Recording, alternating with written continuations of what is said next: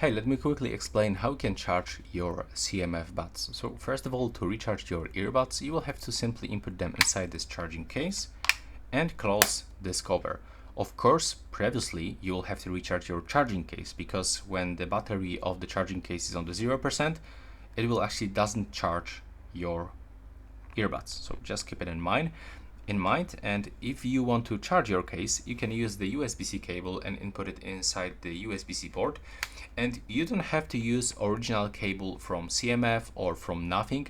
I'm using cable from my phone. It's much longer, so it's like easier to me to reach the power supply.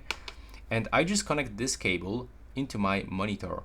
You can also connect this cable into your PC, into your laptop, into your game console, or for example into the charging brick of your phone.